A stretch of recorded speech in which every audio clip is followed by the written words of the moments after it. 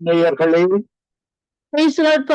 கர்த்தராகிய இயேசு கிறிஸ்துவின் நாமத்தினாலும் சங்க வானொலி கூடாக வார்த்தையின் வெளிச்சத்தின் பகுதியில நான் உங்களை வாழ்த்தி வரவேற்கிறேன். பாஸ்டர், எடுத்து வாருங்கள், வெளிச்சத்தை காண ஆவலாயிருக்கின்றோம். ஆமென். இரக்கமுள்ள தேவன், மனதிருக்கிற தேவன் என்பதை பற்றி நாங்கள் பார்க்க போகிறோம். ஒரு ஜெபத்துடன் ஆரம்பிப்போம். இருவையும் இரக்கமும் பரிசுத்தமும் நிறைந்த எங்கள் அன்பு தகப்பனே, ஆவியானவரே, நீர் இரக்கமுள்ள தேவன், மனதுருகிற தேவன்.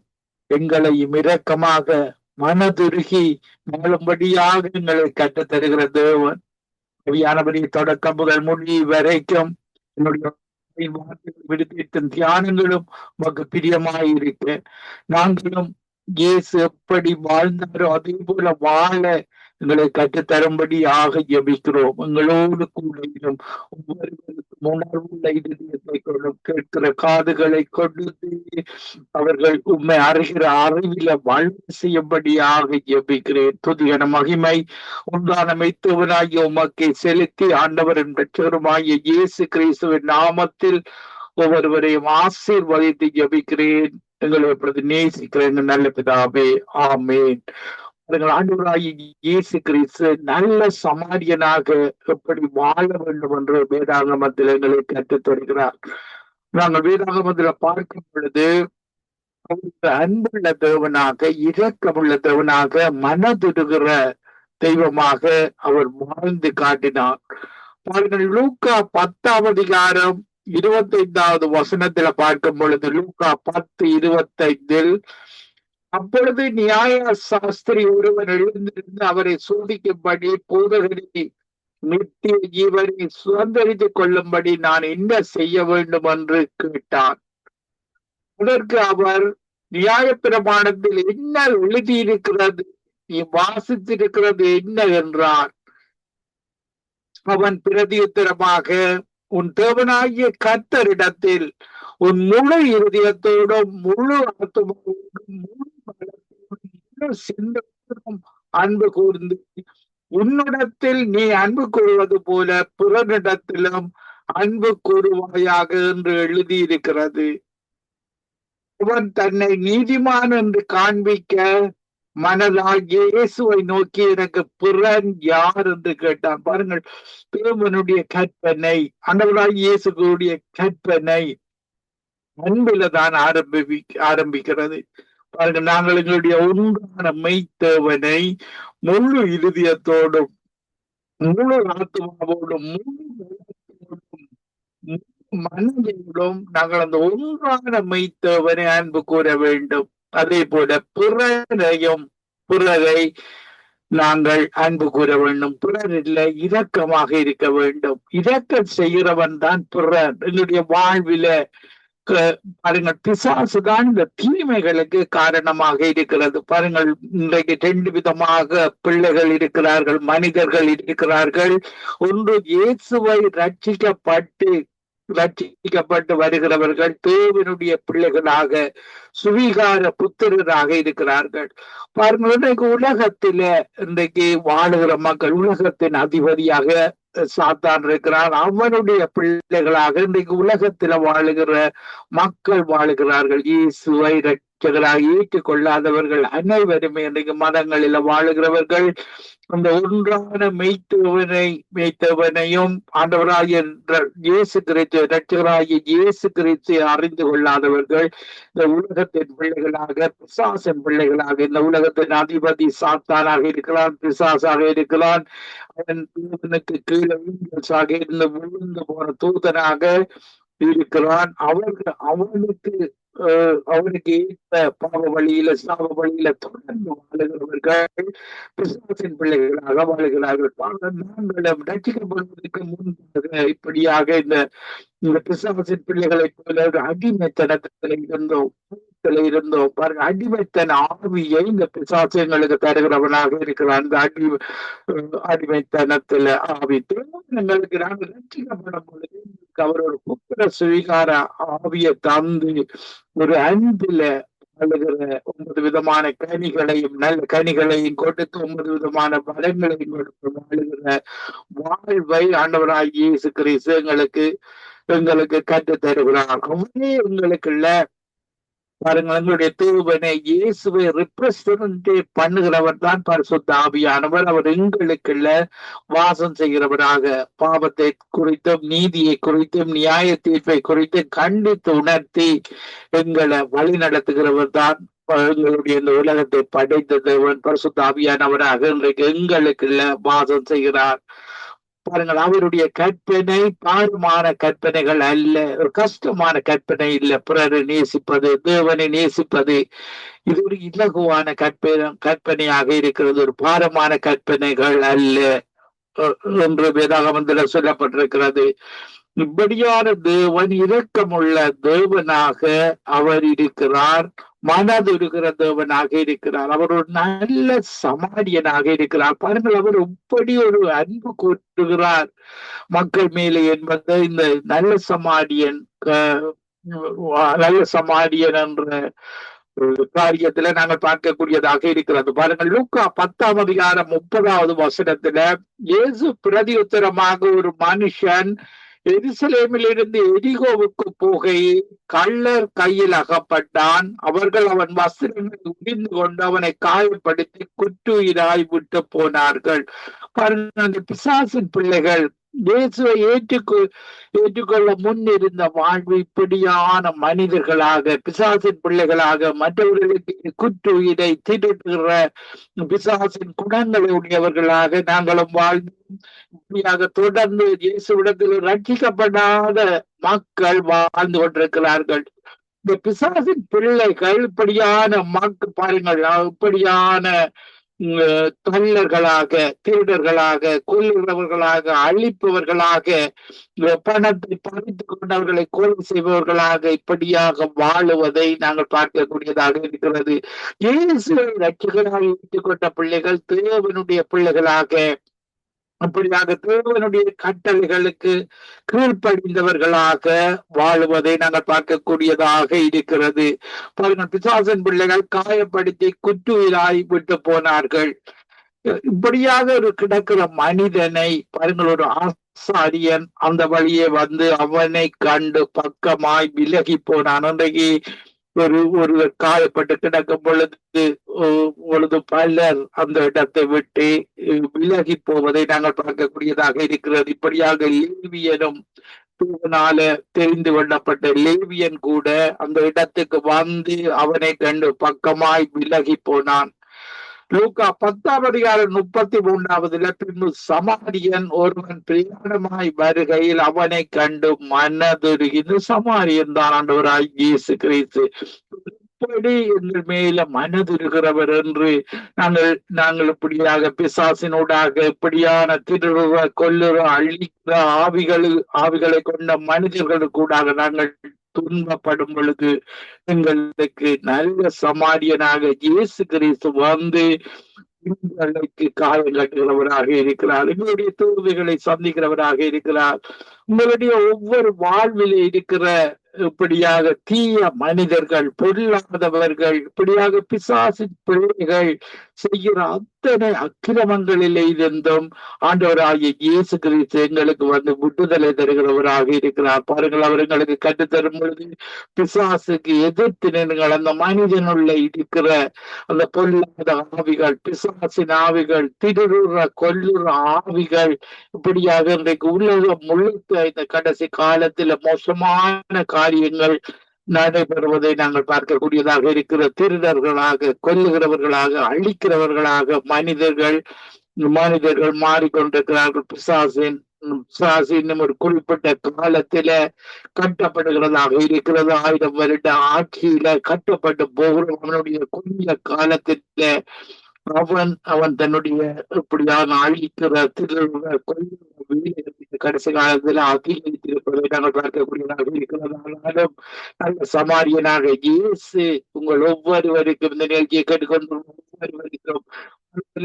கேட்கிற ஒவ்வொருவருக்கும் அவர் காயம் கட்டுகிறவராக, உங்களுடைய தேவைகளை சந்திக்கிறவராக, பணத்தை தருகிறவராக, எங்களுக்கு வருகிற ஆசீர்வாதங்கள், ரட்சிக்கப்பட்ட ஒவ்வொரு பிள்ளைகளுக்கும் வருகிற ஆசீர்வாதங்கள் எங்களுடைய ஒன்றான மெய்த்தேவனிடத்தில இருந்து வருகிறது. பாருங்கள், அவ்வாறு மழையை தருகிறார், சூரியனை தருகிறார், இந்த மழையினாலதான் இந்த பயிர்கள் இந்த உலகம் ஒரு ஆசீர்வாதமாக இருக்கிறது. அவர் மழையை நிறுத்திவிட்டால் பாருங்கள் பஞ்சம் வரும். அப்படியாக இந்த உலகத்தை ஆசீர்வதிக்கிறவர் எங்களுடைய ஒன்றான மெய்த்தேவன். பாருங்கள் அப்படியானவர் தான் இயேசு. எங்களுக்கு காயம் கட்டுகிறவராக இருக்கிறார். பாருங்கள் அவர் சமாரியனாக வந்து லூக்கா 10:34 கிட்ட வந்து அவனுடைய காயங்களில் எண்ணெயையும் திராட்சை ரசமும் வார்த்து காயங்களை கட்டி அவனை தன் சுய வாகனத்தின் மேல் ஏற்றி சத்திரத்தை கொண்டு போய் அவனை பராமரித்தான். எவ்வளவு தூரம் அவர் அந்த கிடந்தவனை அந்த பிசாசின் பிள்ளைகளினால துன்பப்பட்டு கிடக்கிற அந்த மகனை தூக்கி எடுத்து தன்னுடைய வாகனத்தில ஏற்றி அந்த சத்திரத்துல கொண்டு போய் அவருக்கு தேவையான உணவுகளை கொடுத்து அவன் அந்த பராமரிக்கும்படி அந்த சத்திரக்காரரிடத்துல கொண்டு போய் விடுவதை பார்க்கக்கூடியதாக இருக்கிறோம். ஒரு இலக்கம் உள்ளவர்களுடைய ஆண்டவராகிய இயேசு கிறிஸ்து வாழ்விலையும் காயம் கட்டுகிறவராக உங்களுடைய தீயவர்கள் செய்கிற இந்த பிசாசினால பீடிக்கப்பட்ட மக்கள் செய்கிற பொல்லாத ஆவிகள் செய்கிற காரியங்களில் இருந்து அவரை நாங்கள் ஆண்டிக் கொள்ளும் பொழுது, அவருடைய இரக்கத்தை பெற்றுக் கொள்ளும் பொழுது அவர் எங்களுக்கு காயம் கட்டுகிறவராக இருக்கிறார். பணம் தருகிறார், சத்திரத்துக்கு தேவையான பணத்தை தருகிறவராக இருக்கிறார். தேவைகள் அனைத்தையும் சந்திக்கிறவராக இருக்கிறார். இப்படியான ஒரு இரக்கமுள்ள தேவன் தான் எங்களுடைய தேவன். பாருங்கள், மறுநாளில் அவர் இப்படியாக அவர் போய் அந்த திரும்பி வரும் பொழுது மறுநாளில் நான் போது பணத்தை எடுத்து சத்திரக்காரன் கையை கொடுத்து இவனை விசாரித்துக்கொள், அதிகமாக ஏதாகிலும் இவனுக்கு செலவழித்தால் நான் திரும்ப வரும்போது அதை உனக்கு தருவேன். அவர்கள் இப்படியான ஒரு இரக்கம் உள்ளவர் தான் எங்களாகிய இயேசு கிறிஸ்து. நீங்கள் இன்றைக்கு இப்படியான பொல்லாத மனிதர்களிடத்துல நீங்கள் சொத்துக்களை இழந்திருக்கலாம், பட்டிருக்கலாம், பல விதமான தீமை உங்களுடைய வாழ்வில ஏற்பட்டிருக்கலாம். எங்களுக்கு நல்ல சமாரியனாக உங்களுக்கு உதவி செய்கிறவராக ஆண்டவராகிய இயேசு கிறிஸ்து இப்படியான காலத்தில நீங்கள் கூப்பிட வேண்டும். பாருங்கள், உங்களை துன்பத்தில கொண்டு போயிருக்கலாம், தற்கொலை கூட செய்கிற அளவுக்கு வெட்கப்பட வைத்திருக்கலாம். இந்த நேரத்துல கூட நீங்க நல்ல சமாரியனாக இயேசுவை கூப்பிட வேண்டும். அவர் உங்களுக்கு காயம் கட்டுகிறவராக இருக்கிறார். உங்களுடைய வாழ்க்கையில் இருக்கிற வீட்டுக்கு வாடகை தருகிறதவனாக இருக்கிறார். சொந்த வீட்டை தருகிறதவனாக இருக்கிறார். அவரால் கூடாத காரியம் ஒன்றும் இல்லை. இப்படியாக நாங்களும் பாருங்கள், மற்றவர்களுக்கு பிறன் எங்களுடைய வாழ்க்கையில இடப்படுகிற ஒவ்வொரு மனிதர்களுக்கும் ஆண்டவராகிய இயேசு கிறிஸ்து எப்படி செய்து காட்டினாரோ அதே போல நாங்களும் மற்றவர்களுக்கு இரக்கம் செய்கிறவர்களாக எங்களுக்கு கற்றுத்தருகிறார். பாருங்கள், அதற்கு அவன் நாங்கள் பார்க்கும்போது இப்படி இருக்க லூக்கா 10:36 இப்படி இருக்க கள்ளர் கையில் அகப்பட்டவனுக்கு இந்த 3 பேரில் எவன் பிறனாய் இருந்தான் உனக்கு எப்படி தோன்றுகிறது என்றார். அதற்கு அவனுக்கு இரக்கம் செய்தவனே என்றான். இயேசு அவனை நோக்கி நீயும் போய் அந்தபடியே செய் என்றார். பாருங்கள், இரக்கம் உள்ளவர் இரக்கம் செய்யும்படியாக எங்களுக்கு கற்றுத் தருகிறவராக இருக்கிறார். எங்களுடைய இதயத்தை கடினப்படுத்தக் கூடாது. இரக்கம் உள்ளவர்களாக இயேசு எங்களுடைய அப்பா இரக்கமுள்ளவர், இயேசு இரக்கமுள்ளவர். எங்களையும் இரக்கமுள்ளவர்களாக வாழும்படி நாங்கள் கடின இதயத்தை வைத்திருந்தோமாக இருந்தால் இப்படியான பெருமை வரும். கடின இதயத்தோடு வாழும் பெருமை வந்தால் அவர்கள் பெருமை உள்ளவர்களுக்கு தேவன் எதிர்த்து நிற்கிறார். தாழ்மை உள்ளவர்களுக்கோ அவர் கிருபை செய்கிறார். இப்படியான தேவன் தான் எங்களுடைய தேவன், இறங்குகிற தேவன் தான் உங்களுடைய தேவன். பாருங்கள், நாங்கள் நேசிக்க வேண்டும். இப்படியா எங்களுடைய வாழ்க்கையில் இருக்கிற மனிதரும் துன்பப்படும் பொழுது நாங்கள் அவர்களுக்கு ஏதாவது உதவி செய்ய முடியுமானால் செய்ய வேண்டும். இல்லாவிட்டால் நாங்கள் இயேசுவின் நாமத்துல எங்களுக்கு ஒரு தேவன் இருக்கிறார், ஒரு அற்புதம் செய்கிற அதிசயம் செய்கிற இயேசு இருக்கிறார். அவருடைய நாமத்தில நாங்கள் ஜெபித்து விடும் பொழுது அவருடைய துன்பத்திற்காக நாங்கள் இடத்துல இயேசு கிறிஸ்துவின் நாமத்தில ஜெபித்து விடும் பொழுது அவர்களுக்கு நம்பிக்கை வருகிறது, மாற்றம் ஏற்படுகிறது. இப்படியாக நாங்கள் இறங்க வேண்டும் என்று அவர் எங்களுக்கு கற்றுத் தருகிறார். அவர் சொல்லுகிறார், வேதாகமத்தில் சொல்லப்படுகிறது, நாங்கள் பார்க்கும் பொழுது லூக்கா 7ஆம் அதிகாரம் 15வது வசனத்து நாங்கள் நாங்கள் ரோமர் 9ஆம் அதிகாரம் 15வது வசனத்துல பாருங்கள், தேவன் இரக்கமுள்ளவனுக்குத்தான் அவர் இரக்கமுள்ளவராக காண்பிக்கிறார். பாருங்கள், ரோமர் 9ஆம் அதிகாரம் 15வது வசனத்திலேயும், இரக்கமாயிருக்க எவன் மேல் இரக்கமாய் சித்தமாயிருப்பேனோ அவன் மேல் இரக்கமாயிருப்பேன், எவன் மேல் உருக்கமாயிருக்க சித்தமாயிருப்பேனோ அவன் மேல் உருக்கமாயிருப்பேன். ஆகையால் விரும்புகிறவனாலும் அல்ல, ஓடுகிறவனாலும் அல்ல, இறங்குகிற தேவனாலே ஆகும். நாங்கள் எங்களுடைய இரக்கத்தை மற்றவர்களுக்கு காண்பிக்கும் பொழுது தேவன் எங்கள் மேலே இறங்குகிறவனாக இருக்கிறார். இரக்கத்தை விதைக்க வேண்டும், மனதுருக்கத்தை நாங்கள் விதைக்க வேண்டும், அன்பை விதைக்க வேண்டும். அன்பை நாங்கள் மற்றவர்களுக்கு காண்பொழுது எங்களுக்கும் அன்பு செய்கிறவர்களை நாங்கள் சந்திக்கிறோம். எங்களுக்கு அன்பு செய்கிறவர்களாக இருக்கிறார். அப்படியார தேவன் தான் எங்களுடைய இடத்துல நாங்கள் ஒரு களிமண்ணால வாக்கப்பட்ட பாத்திரங்கள். தேவனுடைய ஜீவ சுவாசம் எங்களுக்கு ஊதப்பட்டு இன்றைக்கு நாங்கள் உயிரோடு இருக்கிறோம். நாங்கள் ஒரு மண் பாத்திரம். எங்களுடைய தேவன் தன்னுடைய ஜீவ சுவாசத்தை எங்கள் மேல ஊதி எங்களை இன்றைக்கு ஒரு சரீரத்தோடு இருக்கிற மனிதனாக எங்களை உருவாக்கி இருக்கிறார். அதிகாரம் 21வது வசனத்தில் இருக்கிறது, மிதியிட்டே களிமண்ணினாலே குயவர் ஒரு பாத்திரத்தை கனமான காரியத்திற்கும் ஒரு பாத்திரத்தை கனவீனமான காரியத்துக்கும் பண்ணுகிறதற்கு மண்ணின் மேல் அவனுக்கு அதிகாரம் இல்லையா? பாருங்கள், ஒரு குயவன் மண் பாத்திரத்தை செய்து விற்கிறார். பாருங்கள், அந்த பாத்திரங்கள் சிறிது பிள்ளையாகும் பாத்திரமாக அந்த பாத்திரத்தை வணைகிறான். நான்கு இன்றைக்கு ஒரு மண்ணினால் உண்டாக்கப்பட்ட ஜீவ சுவாசத்தை பெற்று இன்றைக்கு நாங்கள் சுவாசித்துக் கொண்டிருக்கிறது. அந்த உயிராக இருக்கிறது, அந்த ஆத்மாவாக இருக்கிறது.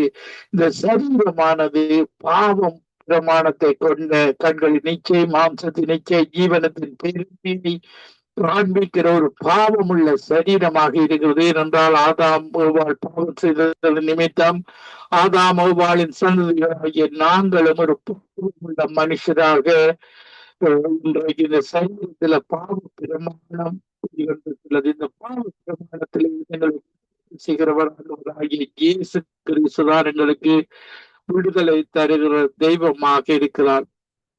நாங்கள் ரோமர் 7ஆம் அதிகாரத்திலேயும் சொல்லப்படுகிறது, நான் நிர்பந்தமான மனுஷன், நான் இந்த மரண சரீரத்தில் என்று இந்த சரீரம் அழிந்து சரீரமாக இருக்கிறது. மண்ணினால் உருவாகின சரீரம் மண்ணுக்கே திரும்புகிறது. இந்த மரண சரீரத்திலிருந்து யார் என்னை விடுவிக்க கூடும்? ஆண்டவராகிய இயேசு கிறிஸ்துதான் எங்களை விடுவிக்கிற தெய்வமாக இருக்கிறார். இயேசு கிறிஸ்துவை நீங்கள் ரட்சகராக ஏற்றுக்கொள்ளும் பொழுது உங்களுடைய பாவங்களுக்கு மறித்தவர்களாக இயேசு அப்படி உயிர்த்தெழுந்தார். எங்களையும் அவர் உயிர்த்தெழ வைத்து அவரோட கூட நித்தியமாக வாழ்கிற வாழ்வை அவர் தருகிற தெய்வமாக இருக்கிறார். அவரிடத்தில் இந்த பாத்திரத்தை நாங்கள் ஒப்பு கொடுக்க வேண்டும். உமக்கு பிரியமாக உமக்கேற்ற பாத்திரங்களாக என்னை வரையும் என்ன வரையும்படியாக அவரிடத்துல விட்டுக் கொடுக்கும் பொழுது அவர் அந்த ஒன்று நம்மை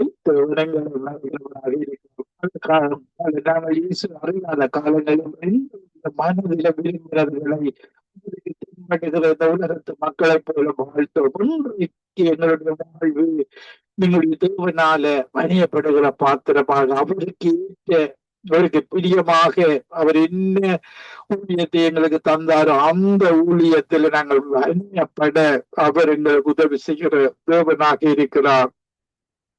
நாங்கள் மத்தேயு 5ஆம் அதிகாரத்திலே பார்க்கும் பொழுது 5ஆம் அதிகாரம் 7வது வசனத்தில இரக்கமுடையவர்கள் பாக்கியவான்கள், அவர்கள் இரக்கம் பெறுவார்கள். நாங்கள் இரக்கம் உள்ளவர்களாக இருக்கும் பொழுதுதான் எங்களுக்கும் தேவனிடத்திலிருந்து இரக்கம் கிடைக்கிறது. மத்தேயு 9:13 வசனம் சொல்லுகிறது,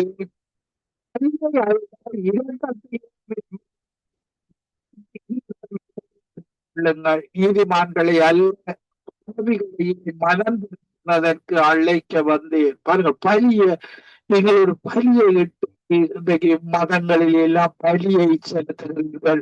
பாருங்கள், அவர் இரக்கத்தை தான் விரும்புகிறார். மனிதனை நேசிக்க வேண்டும். பாருங்கள், இன்றைக்கு மதங்களில பிரதமான பலிகளை செலுத்துவார்கள். அல்ல, ஒரு உணவு இல்லாத இருக்கிறவனுக்கு அதை கொடுக்கும் பொழுது அவர் இரக்கத்தை தான் பார்க்கிறார். பலியை அல்ல, இரக்கத்தை விரும்புகிறது என்பதன் கருத்து இன்னதென்று போய் கேட்டுக்கொள்ளுங்கள். நீதிமான்களை அல்ல, பாவிகளையே மனம் திரும்புவதற்கு அழைக்க வந்து பாருங்கள். இப்படியாக பாவிகள் படைக்கப்பட்ட ஒரு மனிதன் கூட இந்த நரகத்துக்கு போகக்கூடாது. அவர் மனம் திரும்ப வேண்டும். பாவிகளாக அமர்வாளின் சந்ததியாகிய நாங்கள் பாவிகளான நாங்கள் மனம் திரும்பி கிறிஸ்துவத்துல வர வேண்டும் என்று விரும்புகிறார். பாருங்கள், பழைய காலத்தில் இருந்த பரிசேயர், சதுசேயர் இப்படியான இரக்கத்தை விட்டு விட்டார்கள். இது தேவனுக்கு பிரியமில்லாதது என்பதை நாங்கள் மத்திய 23 அதிகாரம் 23வது வசனத்துல பார்க்கக்கூடியதாக இருக்கிறது. மத்திய 23 பார்க்கும் பொழுது, மழைக்காலம் பரிசோதனை உங்களுக்கு ஐயோ, நீங்கள் ஒத்தலாமிலும் சீரகத்திலும் தசமபாகம் செலுத்தி நியாய பிரமாணத்தை கற்பித்திருக்கிற விசேஷித்தவைகளாகிய நீதியையும் இரக்கத்தையும் விசுவாசத்தையும் இவைகளையும் செய்ய வேண்டும், அவைகளையும் விடாதிருக்க வேண்டும்.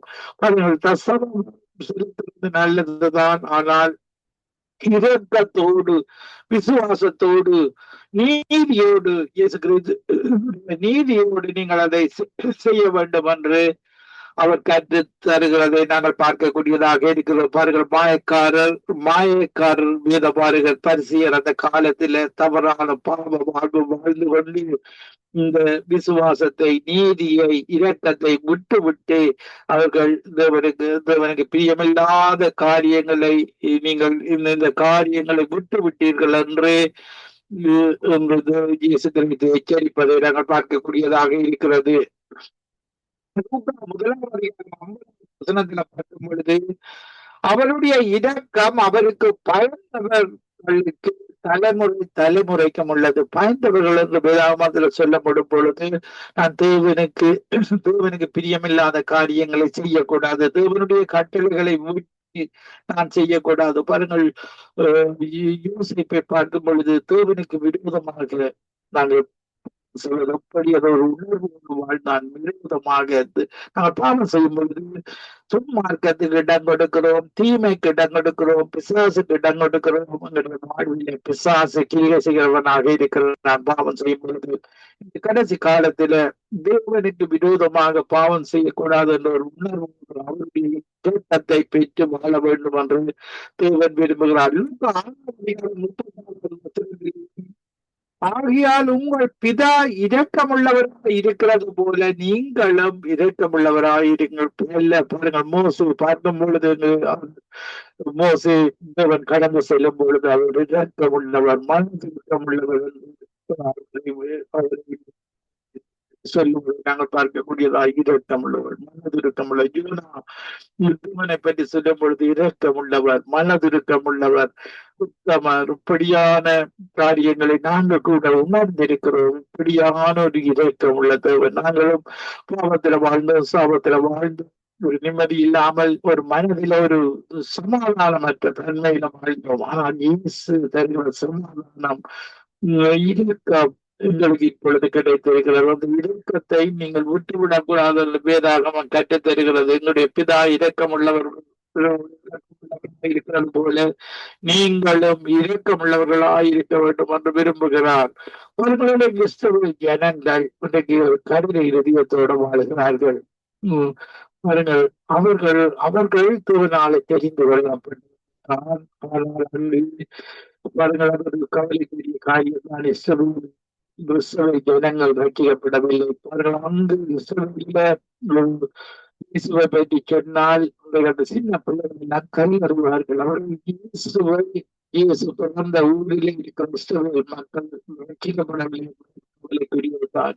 பாருங்கள், அவர்கள் அவர்கள் அவர்களும் ரட்சிக்கப்படுவார்கள் என்று சொல்லப்பட்டிருக்கிறது. பாருங்கள், வசனத்தில சகோதரர், நீங்கள் உங்களையே புத்திமான்கள் என்று எண்ணாதபடி ரகசியத்தை நீங்கள் அறிய வேண்டும்.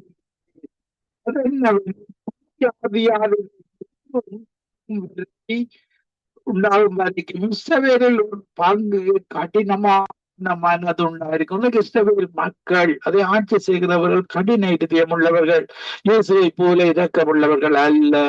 பாருங்கள், அவர்கள் ரட்சிக்கப்படும் இயேசுவை ஏற்றுக் கொள்ளும் பொழுது அவருடைய இருதயம் மாறும், சதியான இருதயமாக வரும், இரக்கமுள்ளவர்களாக வரும். பாருங்கள், இயேசுவை பற்றி சொல்லும் பொழுது அந்த தேசத்தில அந்த இயேசுக்கு விரோதமாக கல்லறுகிறவர்களாக சின்ன பிள்ளைகள் காணப்படுகிறார்கள். பாருங்கள், இன்னும் அவர்கள் ரட்சிக்கப்படும். அவனுடைய இரக்கம் அந்த தேசத்தின் மேலே இருக்கிறது. ஏனென்றால் அந்த யூத சந்ததியில தான் இயேசு பிறந்தார். பாருங்கள், நாங்கள் எப்படி இரக்கம் பெற்றோமோ, பாருங்க, நாங்கள் முற்காலத்துல பிசாசுக்கு அடிமையாக இருந்தோம்.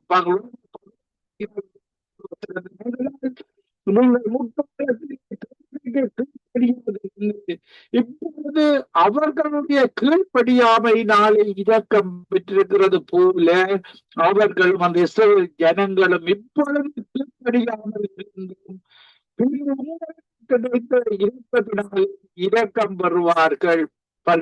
ஜனங்கள் ஒரு நாள் இரக்கம் வருவார்கள்.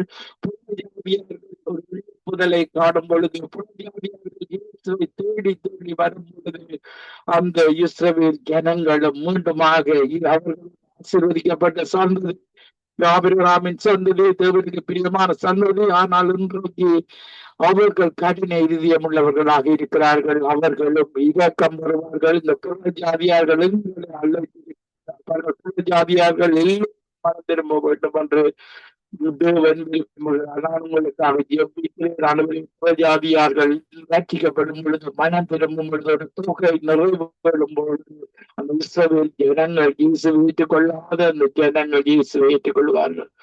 நாங்கள் ஜெபிப்போம்.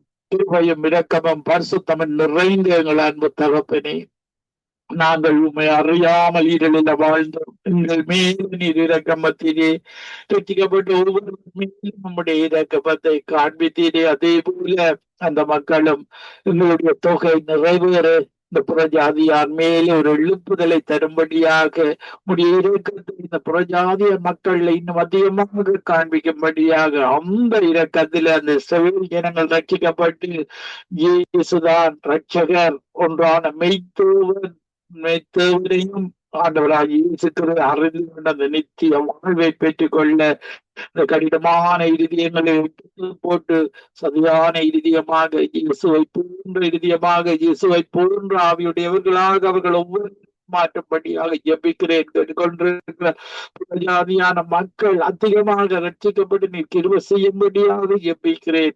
ஒவ்வொருவரும் முடைப்படும், ஒவ்வொருவரும் விழுந்து கொள்ளும். இயேசு கிறிஸ்துவின் நாமத்தில் ஒவ்வொருவரையும் இயேசு கிறிஸ்துவின் நாமத்தில் என்னுடைய இதயத்தின் ஆழத்தில் இருந்து ஆசீர்வதித்து ஜெபிக்கிறேன். எங்களை எப்பொழுது நேசிக்கிறேங்க நல்ல பிதாவே. ஆமென், ஆமென், ஆமென். நன்றி. அருமை வெளிச்சத்தின் பகுதியில நமக்கு வெளிச்சத்தை வெளிப்படுத்தி வெளிச்சத்தை பெற்றுக்கொண்டோம், சத்தியத்தை கற்றுக்கொண்டோம். இரக்கவும் மனமுக்கம் தேவன் நம்முடைய தேவன். அப்படியாக சமாரியனாக அங்கே சமாரியனுக்கு இறங்கின சமாரியராக இயேசு கிறிஸ்து வந்து அங்கு காயப்பட்ட உள்ளத்தின் மேல் இரக்கம் வைத்து காயம் கட்டி அங்கே அவர் விடுதலையாக்கி ரட்சித்துக் கொண்டார். அதே போல எங்களுக்காக கல்வாரி சிலுவையில தன்னையே ஒப்பு கொடுத்து எங்களை ரட்சிக்கும்படியாக இரக்கம் கொண்டு இரக்கம் வருவார்கள் என்று சொன்னார்.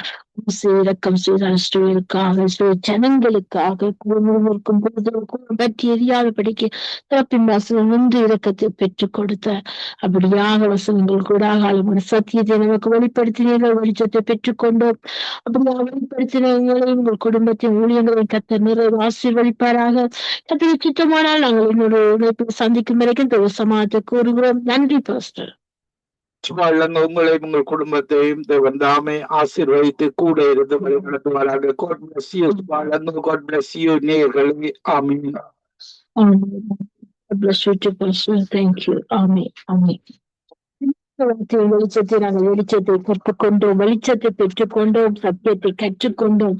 இரக்கமும் மனதுருக்கம் உள்ள தேவன் நிச்சயமான ஜீவனை சுதந்திரிக்க நான் என்ன செய்ய வேண்டும் என்று சொன்ன அந்த மகனுக்கு கூட அந்த இரு மனதுருகி இந்த வழி நீ நடக்க வேண்டும் என்று சொல்லி கற்றுக் கொடுத்தார். இரக்கம் வைக்கும் இப்படியாக சமாரியனாக இயேசு கிறிஸ்து வந்து காயம் கட்டி அந்த குற்றராய்க்கிருந்த மகனுக்கு இரக்கம் செய்தார். இரக்கம் செய்த இரக்கம் பெறுவார் என்று மலை பிரசங்கத்திலே இரக்கத்தை குறித்து பேசினார்.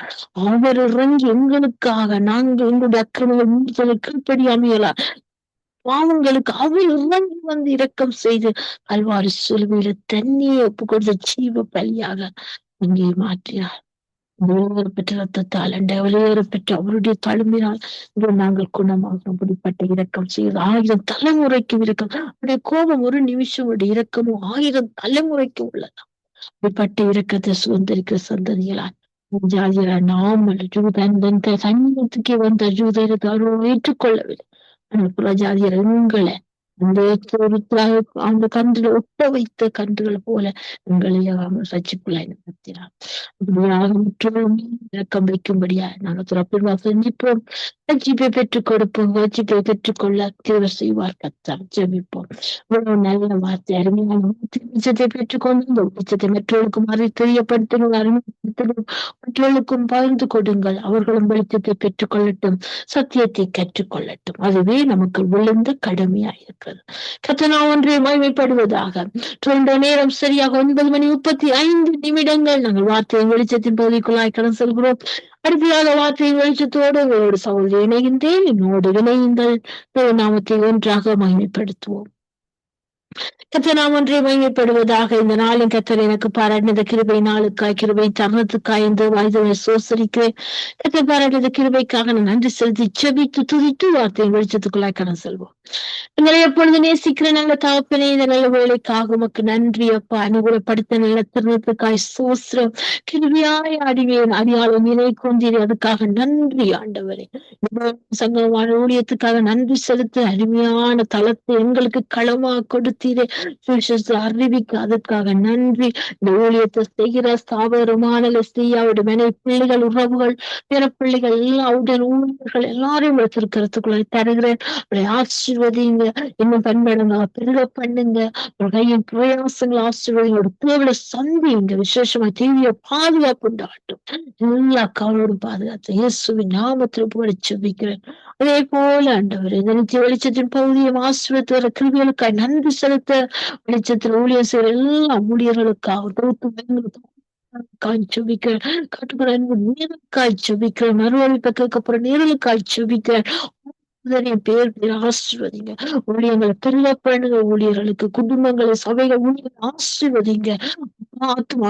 பெருகத்தக்கதா கொள்ளைப்புள்ள பங்கிட்டுக் கொள்ள கிருபை செய்யுங்கப்பா. கண்டுகளை உடைக்கிறோம் இயேசுவின் நாமத்தினால. கேட்டுக்கொள்ள நேர்களை ஆசீர்வதிங்கப்பா. தாழ்ந்துள்ள பிள்ளைகள் எழுப்பி ஊழியர் செய்யும்படியாக சுவிசேஷம் பாரவர்களை நெருக்கியும்படியா கிருபை செய்யுங்க. வழி நடத்தும் இயேசுவின் நாமத்தில் செபிக்கிறேன். அடிமையை ஒப்பு கொடுக்கிறேன். இந்த நேரம் முதல் வாயின் வார்த்தைகள் நிறுவத்தின் தியானம் ஒரு சமூகத்துக்கு பிரதியாயிருப்பது. நீ எவ்வளவு பெருகணும் சிறுகணும் அப்பா. கற்றுக் கொடுங்க, பயன்படுத்துங்க. இயேசுவின் நாமத்தில் ஒப்பு கொடுத்து ஜெபம் கேட்கிறேன். ஜெபத்தைக்களும் ஜீவன் உள்ள நல்ல தகப்பனே. ஆமீன், ஆமீன். நாம் மொழிப்படி ஒரு பாடலை பாடி நாங்கள் வார்த்தையை வெளிச்சத்துக்குள்ளாய் கடந்து செல்வோம். அக்கினியில் நடந்து வந்தோம்,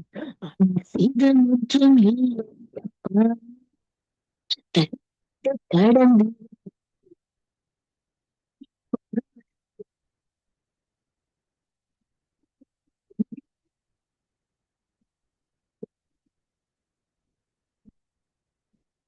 இருவர்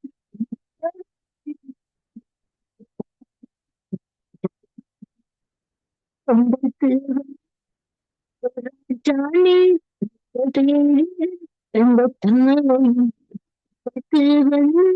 இந்த ராஜானி நீங்கள் போற்றிடும் இந்த கண்ணையும் பெண்களும்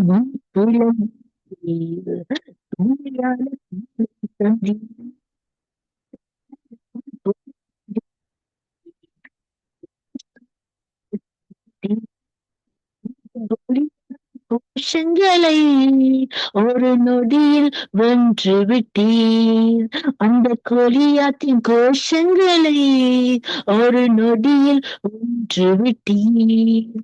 எங்களுக்கு எங்கள் சாணி நாங்கள் போற்றிடும் எந்த கண்மலை சாணி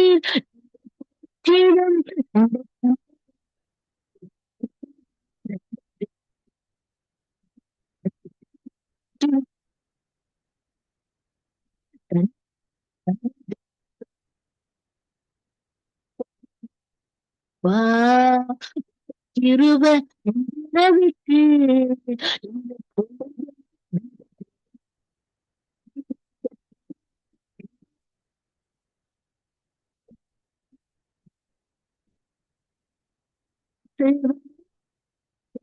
ஜானீர் நாங்கள் போற்றிடும் எந்த கண்மலை நீர் எங்கள் திருவண்ணீர் எங்கள் ராஜானீர் போற்றிடும் எந்த கண்மலை நீர்.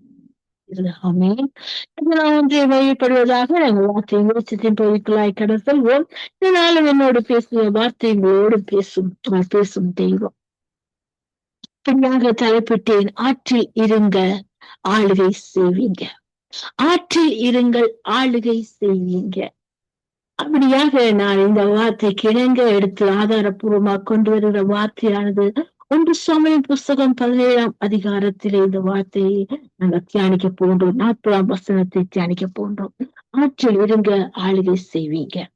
இப்படியாக 1 சாமுவேல் புஸ்தகம் 17ஆம் அதிகாரம் 40ஆம் வசனம் இப்படி சொல்கிறது, தன் தடியை கையிலே பிடித்துக் கொண்டு ஆற்றில் இருக்கிற 5 கூழாங்கல்களை தெரிந்தெடுத்து 5 கூழாங்கலை தெரிந்தெடுத்து அவைகளை மீட்பனுக்குரிய தன்னுடைய அடைப்பையிலே போட்டு தன் கவனை தன் கையிலே பிடித்துக் கொண்டு அந்த பெலிஸ்தனுடைய அண்டையிலே போனான்.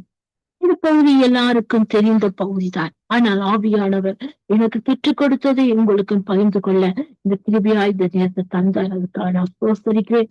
என்னோடு பேசுற வார்த்தை உங்களோடு பேசட்டும். ஆமென். அப்படியாக பாப்போம் சொன்னால், ஆற்றில் இருங்கள். ஆற்றில் இருக்கும் கூழாங்க யார் எடுத்தது? தாவீது எடுத்தான், தெரிந்தெடுத்தான் தாவீது ஆற்றில் இருக்கும் கல்கள். அப்ப தாவீதுக்கு தெரியும், தாவீது அவர் எப்படிப்பட்டவர், அதாவது ஒரு மேய்ப்பனாயிருந்தார். அங்கே கொஞ்சம் ஆடுகளை மேய்த்து கொண்டிருந்தார். ஆனால் தகப்பனுடைய காரியங்கள், தகப்பன் தன்னுடைய பிள்ளைகளை பார்த்துட்டு வரும்படியாக அங்கே தாவீதை அனுப்புகிறார். அனுப்பின இடத்துல தான் இங்கே சந்திக்கின்றார் ஒரு கோலியாத்து, ஒரு பெலிஸ்தியன் யுத்த வீரன். அவன் நின்று சவால் விடுவதையும் சவுளுடைய ஆட்கள், அவனுடைய சகோதரங்கள் அங்கே 40 நாட்களாக விரண்டு சென்று யுத்தம் செய்ய முடியாத சூழ்நிலை, மழுங்கி போன மங்கியடிக்கப்பட்ட நிலையில எதிர்த்து நிற்கிற தைரியம் இல்லாம அந்த சகோதரிடத்துல இவன் போகின்றான். அந்த பெலிஸ்தியன் பார்க்கிறான். பெலிஸ்தியன் பார்த்து சவால் விட்டு கொண்டிருக்கிறான். புத்தரான் அபிஷேகம் பண்ணப்பட்டவன் அந்த ஸ்தலத்துக்குள்ள இறங்குகின்றான். எல்லாருக்கும் தெரிந்த பகுதிதான். ஆனால் நாங்கள் ஆற்றில் இருங்கள் என்று நான் சொல்ல வர்றது, ஆற்று என்றது ஒரு சமூகம், ஆறு என்பது ஒரு சபை. அதாவது ஆற்றிலே இருங்கள், ஆற்றில் இருங்கள். இந்த ஆற்றிலே இருக்கிற கல்லுக்கு என்ன விசேஷம் என்று சொன்னார், ஆற்றிலே இருக்கிற கல் தண்ணீரால ஊற்றப்படுகிற கல், புரட்டி எடுக்கப்படுகிற கல். அது சாதாரணமான ஒரு கரை இருக்கிற கல்லுக்கும் ஆற்றுக்குள்ளே இருக்கிற கல்லுக்கும் நிறைய வித்தியாசங்கள் இருக்கின்றது. அதைத்தான் அங்கே நீதிமொழிகள் சொல்லுகிறது. நீதிமொழியின் புஸ்தகம் அந்த விருப்பமா இருந்தா அந்த புஸ்தகம் 30ஆம் அதிகாரத்தை பார்த்தீங்கன்னு சொன்னா, ஐந்து வசனம் இப்படி சொல்லுகிறது, இவருடைய வஸ்திரம் எல்லாம் புடமிடப்பட்டவைகள், தம்மை அன்பு கொள்வர்களுக்கு அவர் கீடகமாய் இருக்கிறார். தன்னுடைய வஸ்திரம் எல்லாம் புடமிடுகிறது வஸ்திரம். அந்த ஆற்றில் இருக்கிற கண்ணுக்கு புடமிடுதல் உண்டாகிறது. அப்ப அது புடமிடுதல் புடமிடுதல் என்று சொன்னால் அது அங்கே உருவாக்க ப்ரோசஸ் பண்ணுகிறது. அந்த ப்ரோசஸ் நிலையில இருக்கின்றது. அங்கே பாப்பமா இருந்தா அப்ப இந்த ஆற்றில் இருக்கிற கல்லானது நானும் நீங்களும் சபையில இருந்தால் எங்களுக்குள்ளே ஒரு புடமிடுதல் உண்டாகிறது என்று சொன்னால் அந்த வார்த்தை எங்களை தகுதிப்படுத்துகிறது. அதை பெற்றுக்கொள்ள எங்களை தகுதிப்படுத்துகிறது. அந்த வார்த்தையின் வல்லமை உணரும்படியாக உணர்த்துகிறது. அது வெறும் வார்த்தை. ஒரு மலைத்தூள் எப்படி மண்ணில் விளையும், அதாவது பெய்யப்பட்டு அது எப்படி முளை கிளம்ப செய்கிறதோ, ஒரு புல்லை பூக்க வைக்கிறதோ, அது கனி கொடுக்க வைக்கிற மரத்தை, அப்போ அந்த ஒரு மழைத்துளிக்கு அவ்வளவு வல்லமை தான். என்னுடைய வல்லமையான வார்த்தை, ஜீவனுள்ள வார்த்தை, வேதியை ஞானிக்கு தேனிலும் தேன் கூட்டுவது தெரிந்தது மதுரமானது, இருபுறம் கருக்களை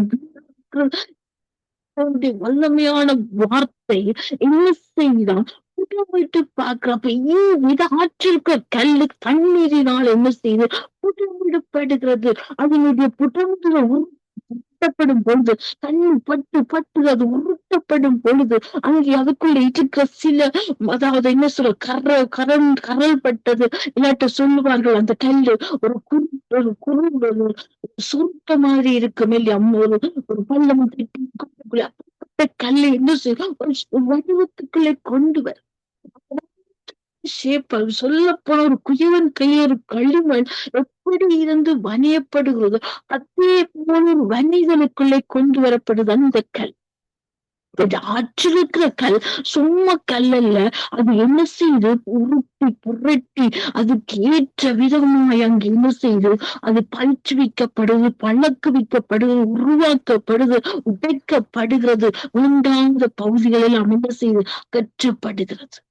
அகற்றப்பட்டு அது என்ன செய்து புடமிடப்படுகிறது. ஒரு அழிந்து போற பொருள் எப்படி அக்கினிக்குள்ள சோதிக்கப்பட்டு அது பொன்னாக, அது களிம்பல் நீக்கப்பட்டு பொன்னாக விளங்கி அது ஒரு வடிவமாக உருவாக்கப்பட்டு ஒரு கடையில விற்கப்படுகின்றதோ, ஒரு பொருளாக வியாபாரத்துக்கு வருகிறதோ, அந்த முன்னிலைக்கு கொண்டு வரப்படுதோ, அதே போலதான் தேவனிடத்திலே நானும் நீங்கள் அவங்க ஆட்சிக்கு ஒரு சபையில நாங்கள் நிரந்தரமா இருக்கும்போது, சமூகத்துல அவருடைய பிரசன்னத்துக்குள்ள ஆயிருக்கும் போது, அவருடைய பிரசன்னம் அவருடைய வார்த்தை நம்மோடு பேசும்போது அது நம்மை உருவாக்குகிறது. நம்ம என்ன செய்கிறது, வேண்டாத பழக்கங்கள் இது என்று சொல்லி சுட்டி காட்டி நம்ம என்ன செய்து அங்கே அவர் தனக்குரிய பாத்திரமாக வணியப்படுகிறார், உருவாக்கப்படுகிறோம், உடைக்கப்படுகிறோம். அப்ப அங்கே சீர்படுத்தப்படுறோம். சொல்ல போனா அவருக்கென்று ஒரு நிலையை நாங்கள் நிலைப்படுத்தும்படியாக, அந்த அடைப்பைக்குள்ளே வைக்கும்படியாக, அந்த அடைப்பை என்று சொன்னோம் என்ன கழுத்து கொண்டு போகத்தக்க நவான அங்கே பை, அதாவது அபிஷேகம் பண்ணப்படும் அபிஷேகமான பாத்திரம் தான் அந்த அடைப்பு. அடைப்பைக்குள்ள ஒரு அபிஷேகமான பாத்திரம், அபிஷேகிக்கப்பட்ட பாத்திரமா நான் நீங்களும் அங்கே மாற்றப்படும். அந்த அடைப்புகள் இங்கே அடைப்பைக்குள்ள அவன் தேவையான கல்லை, அதுவும் 5 கூழாங்களை தெரிந்தெடுக்கிறான். எத்தனையோ கூழாங்கள் இருக்கிறதுக்கு மாற்றின, ஆனால் தெரிந்தெடுக்க முடியும். நானும் நீங்கள் உலகத்துல இருந்து தெரிந்தெடுக்கப்பட்டிருக்க ஒரு நோக்கம் உண்டு, ஒரு அதோட திட்டம் உண்டு, தன்னுடைய சித்தம் உண்டு. அந்த திட்டத்துக்கும் சித்தத்துக்கு நம்மை அர்ப்பணித்து நாங்கள் புடமிடப்படும் பொழுது, அங்கே உருவாக்கப்படும் பொழுது அங்கே அடைப்பைக்குள்ளே புறப்படுகிறோம். அபிஷேகத்துக்குள்ள அடுத்த நிலைக்குள்ள பரிசுத்த ஆவியான அபிஷேகத்துக்குள்ள நாங்கள் பயிற்றப்படுகிறோம், அபிஷேகிக்கப்படுகின்றோம். அந்த அபிஷேகப்பட்டது எதற்காக இந்த கூழாங்கல் அபிஷேகப்பட்டது அடைப்பைக்குள்ளே போகப்படுதுன்னு சொல்றோம். அந்த அடைப்பைக்குள்ளே போகப்படுது, அடைப்பைக்குள்ள போனது அங்கே தாவீது எடுத்து என்ன செய்யறான், பயன்படுத்தி அதை என்ன செய்யறான், அந்த கொள்கை கிட்ட போல வீட்டு அங்கே அவன் என்ன செய்யறான், விழுத்துகிறான். ஒரு யுத்தத்துக்கான அபிஷேகம், யுத்த வீரனாக நிற்கிற தாவீதுக்கு பயன்படுகிற ஒரு கூழாங்கல் அது மாற்றப்படுவதோ அதே போலதான் இன்றைக்கு நமக்கு ஒரு யுத்தம் வந்து மாமிசத்தோடும் ரத்தத்தோடும் அல்ல. அது எபிரேயர் 6ஆம் அதிகாரத்துல இந்த வசனங்கள் உங்களுக்கு எல்லாருக்கும் தெரியும். அப்ப எங்களுக்கு யுத்தம் என்ன? துரைத்தனங்களோடு லோகாதிபதிகளோடு உலகத்திற்கு இப்படிப்பட்ட பொல்லாத ஆவிகளோடும் தான் எங்களுக்கு யுத்தம். அந்த யுத்தத்துக்கு நம்மை பயிற்றுவிக்கிறார், நம்மை பயிற்றுவிக்கிறார், டப்பைக்குள் வைத்திருக்கிறார் என்று சொன்னார். தெரிந்தெடுத்து அபிஷேகப்பட்ட நீங்கள் எப்படிப்பட்ட வல்லமை தரித்து கொண்டவர்களாய் நாங்கள் இந்த யுத்தத்தை மாம்சத்தோடும் ரத்தத்தோடும் அல்ல, அது வீசி வசனத்தை உங்களுக்கு வாசிக்கின்றேன். ஏனெனில் மாம்சத்தோடும் ரத்தத்தோடும் அல்ல, அதிகாரம் அந்த அந்தகார லூகாதிபதிகளோடும் வான மண்டத்துல பொல்லாத ஆவிகளோடும் சேனைகளோடும்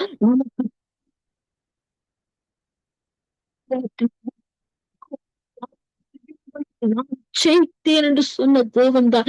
அந்த ஜெயத்தின் தேவனின் பிள்ளைகள் நானும் நீங்களும் ஜெயம் எடுக்கும்படியாக எங்களுக்கு ஒரு ஆறாகிய ஒரு சமூகத்தை தந்து, ஒரு பிரசன்னத்தை தந்திருக்க, கரங்கள்ல பரிசுத்த வேதாம வார்த்தையை தந்திருக்கிறார், எங்களுக்கு ஒரு சபையை தந்திருக்கிறார். அந்த சபையில நாங்கள் இருக்கும் பொழுது, அடங்கி இருக்கும் போது, 1 பேதுரு 5 சொன்ன மாதிரி பலத்துக்கிறதுக்கு அடங்கி இருங்கள். வேளையில ஒரு உயர்த்தும்படிக்கு ஒரு பலத்துக்கிறதுக்கு அடங்கி இருங்க, நட்டிப்புக்குள் அடங்கி இருங்க, ஆற்றில இருங்க, சபையாகிய அந்த சபையில அடங்கி இருங்க. சபை இன்னொரு சபை விட்டு இன்னொரு சபையா தாவி தாவி தெரிவதில் எந்த பிரயோஜனமும் இல்லை. ப்பட வேண்டும். காலத்தை நாங்கள் பயன்படுத்திக் கொள்றவர்களாய் நாட்களாக எப்படி ஒரு குழாங்கள் இங்கே தெரிந்தெடுக்கப்பட்டு அட்டைப்பைக்குள்ள எடுக்கப்பட்டு அங்கே பயன்படுத்தப்படுவதோ அதே போலதான் பயன்படுத்தப்பட நாங்கள் உண்டாக்கப்பட சமூகத்துல இருக்க வேண்டும். இந்த பிரசன்னத்துல வாஞ்சிக்க வேண்டும்.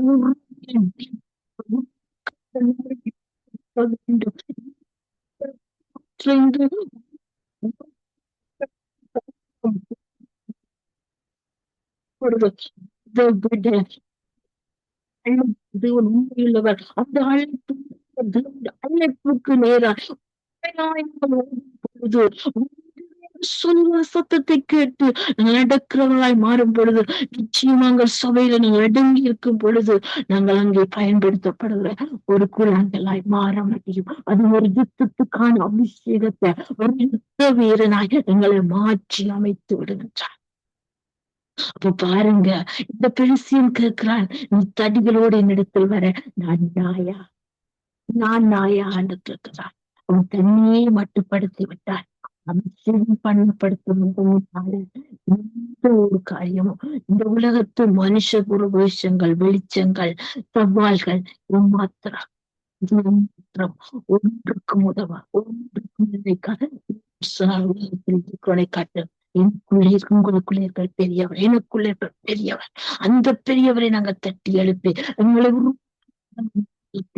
அவர் மூலமாய் யுத்தத்தை மேற்கொண்டா நிச்சயமாக யுத்தத்தை செய்ய அங்கே கடத்துல நமக்காக நிற்பார், நமக்காக முன் செல்வார்.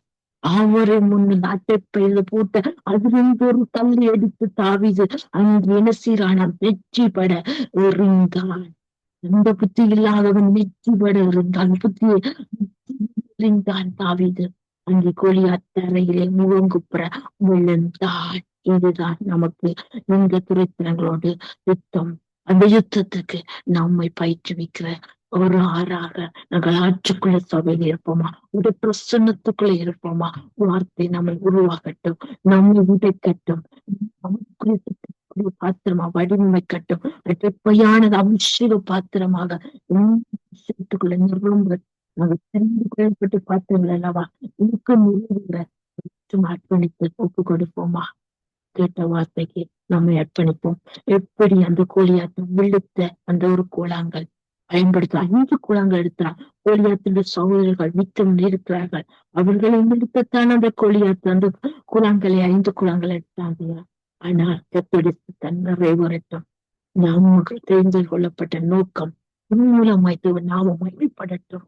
இப்படிப்பட்ட பாத்திரங்களை வணங்கிட நாங்க சபைக்குள்ள அடங்கியிருப்போம், இந்த சமூகத்துக்குள்ள அடங்கியிருப்போம், இந்த பிரசனத்துக்குள்ள அடங்கியிருப்போம், இந்த வார்த்தைக்குள்ள அடங்கியிருப்போம். இந்த வார்த்தை நம்மை வடிவமைக்கட்டும். அபிஷேகம் பெற்ற யுத்த வீரர்களாய் நான் நீங்க எழுதும்படியாக கர்த்தர் இந்த நாள் உங்களோடு பேசியிருக்கிறார். அப்படியாக வார்த்தைக்கு அர்ப்பணிப்போம், செழிப்போம், ஜெபம் எடுப்போம். அதிகமாய் நேசிக்கிற நல்ல தகப்பனே, இந்த நல்ல அருமையான வேலைக்காய் கொடுத்த நல்ல பாடத்துக்காய் கோடி கோடி ஸ்தோத்திரம் கர்த்தாவே. ஒரு ஆச்சரியம், எப்படி ஒரு கூழாங்கல் புடமிடப்பட்டு உருட்டி புரட்டி ஆண்டவரே வடிவமைக்கப்பட்டு அது தாவீதால தெரிந்தெடுக்கப்பட்டு ஒரு கோழியாற்ற உள்ளுக்கு வீரனை உள்ளுக்கினது போல இந்த நாட்கள்ல அப்பா இந்த பொல்லாத உலக லோகாதிபதிகளோடு பிரபஞ்சத்தின் லோகாதிபதி துரத்தனங்களோடு உங்களுக்கு யுத்தம் உண்டுன்னு நீங்க சொல்லி இருக்கிறீங்க. அந்த யுத்தத்தை நாங்க செய்யும்படியாக உங்களை நீங்க தெரிந்தெடுத்திருக்கிறீங்க. அந்த தெரிந்து கொண்ட பாத்திரம் அப்பா வணிந்து விட்டு கொடுக்கத்தக்கதாக உங்களுடைய அடைப்பைக்குள்ள இருக்கத்தக்கது அபிஷேகம் பெற்றவர்களாய் நாங்கள் இருக்கத்தக்கது அபிஷேகம் உங்களுக்குள்ள ஊற்றப்படட்டும். அன்னைமூர்த்தி எழுப்புங்க.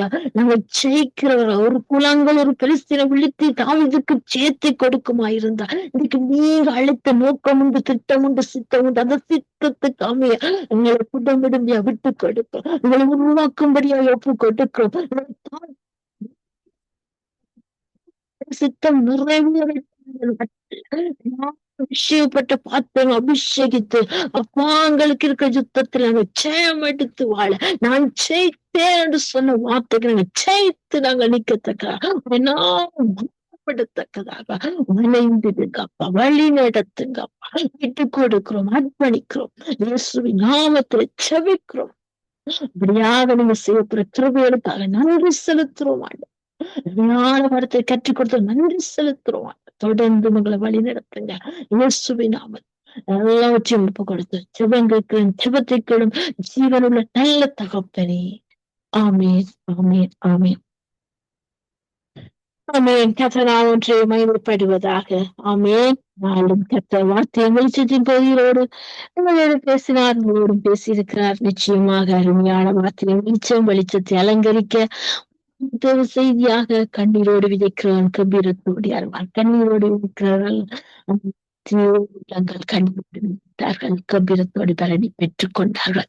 அந்த கண்ணீருக்கு ஒரு பதில் உண்டு. ஆமேன். அப்படியாக ஞானப்பிரகாசம் ஐயா பாஸ்டர் அவர்கள் கொழும்புல இருந்து கருமையான வெளிச்சத்தின் பகுதியோடு வெளிச்சத்தை வெளிப்படுத்தினார்கள்.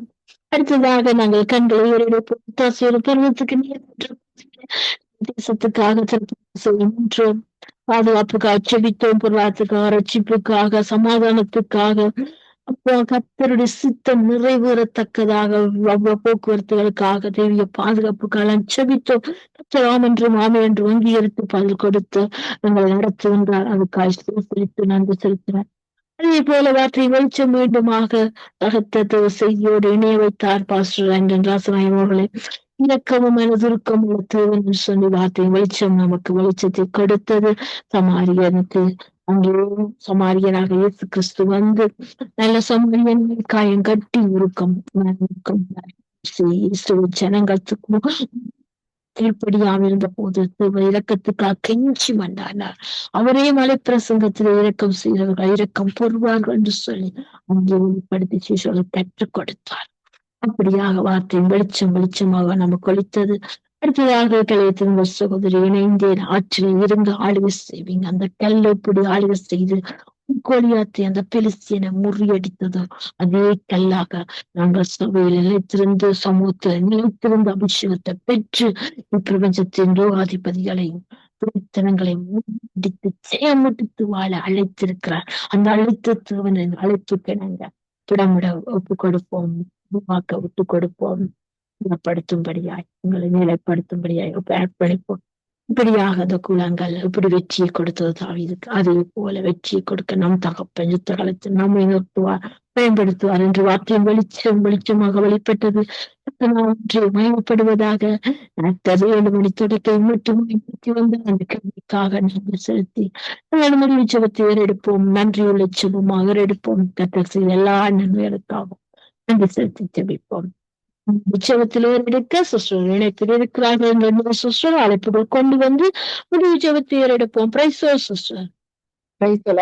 சுபான் எல்லோரு வார்த்தையை கொடுத்தீர்கள் நிற்கிறோம். ஏனென்றால் அந்த கொலியாத்தும் இந்த மாதிரி அவர் தாவீது போய் வெற்றியை எடுத்தாரோ அதே போல அந்த கர்த்தருடைய சபைக்கு அந்த மாதிரி வெற்றியை கொடுக்கறதுக்கு அந்த மாதிரி ஒரு அபிஷேகத்தை இந்த கடைசி நாட்கள்ல கொடுத்திருக்கிறார்.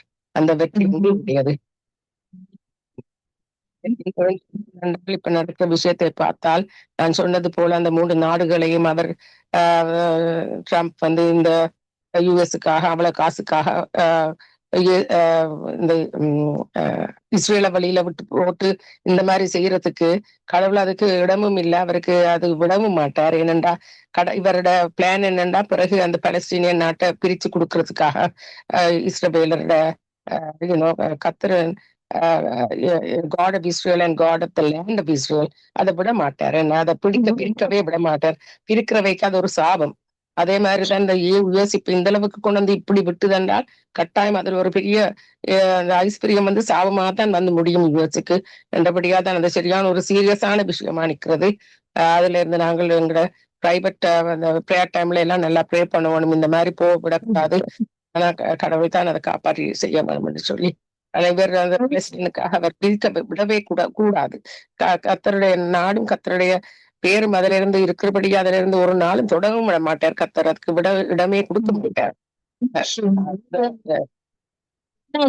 நீங்கள் எப்படி என்றாலும் நான் ஒன்று சொல்லிக் கொள்றேன். இந்த காரியத்தோட நீங்க தானியல் புஸ்தகத்துல தானியல் முத்திரிக்கப்பட்ட சில வசனங்கள் இருக்கிறது, அவருக்கே வெளிப்படவில்லை. இது கடைசி காலத்துக்காக முத்திரிக்கப்பட்ட சொல்லி சில காரியங்கள் வச்சிருக்கிறேன். அந்த காரியங்கள் விஷயங்கள் சம்பந்தப்பட்டும் இருக்கிறது. கொண்டிருக்கிறார். அதான் நான் சொல்ல வருகிறேன்.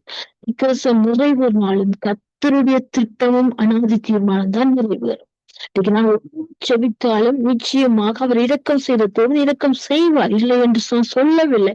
ஆனால் அவர் வாக்கினால் சொன்னது கரங்களை நிறைவேற்றது. அவருடைய வாக்கு நிறைவேறும் போது இஸ்ரேலுக்கு எதிராக போய் இஸ்ரேல் ஜனத்துக்காகவும் நாட்டையும் பிரிக்க பார்க்கணுமோ அந்த நாட்டுக்கு அது ஒரு சாபமா தான் வந்து முடியும். எந்த